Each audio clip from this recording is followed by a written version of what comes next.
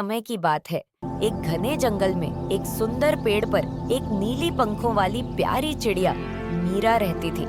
मीरा अपनी मीठी आवाज और सुंदर घोंसले के लिए पूरे जंगल में जानी जाती थी। वह शांत स्वभाव की थी, लेकिन अपने घोंसले और अपने बच्चों से बहुत प्यार करती थी। एक दिन मीरा ने 3 सुंदर अंडे दिए। वह उन्हें अपने पंखों की गर्मी से सेती, उन्हें लोरी सुनाती और हर दिन खाने की तलाश में जाती, लेकिन जल्दी लौट आती ताकि अंडे अकेले न रहें। लेकिन उस जंगल में एक खतरा भी था। पेड़ के नीचे झाड़ियों में एक लंबा और चालाक सांप कालू रहता था।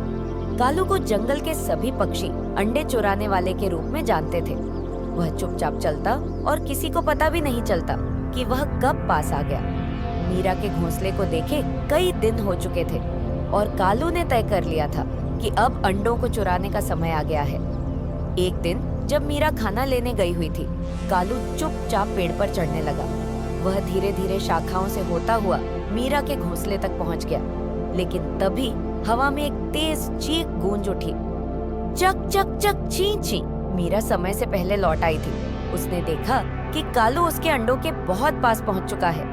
मीरा डर गई थी, लेकिन उसने उड़कर भागने के बजाय साहस दिखाया। उसने सोचा, मैं अपने अंडों को किसी भी कीमत पर बचाऊंगी। मीरा ने कालू पर झपट्टा मारा। उसने अपने पंखों से हमला किया, चोंच से कालू की आंखों पर वार किया।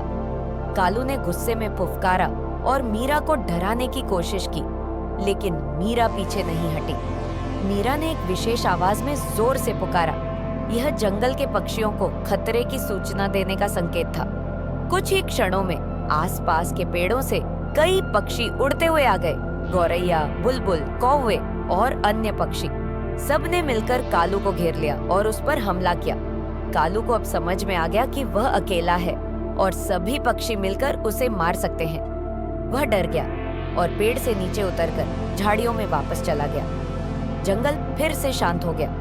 मीरा ने राहत की सांस ली और अपने अंडों के पास बैठ गई। वे सुरक्षित थे। दिन बीते और मीरा के तीनों अंडों से प्यारे प्यारे बच्चे निकले।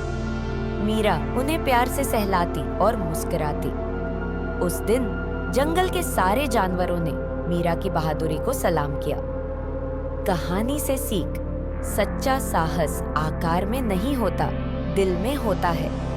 अगर इरादा मजबूत हो तो कोई भी अपने अपनों को बचा सकता है।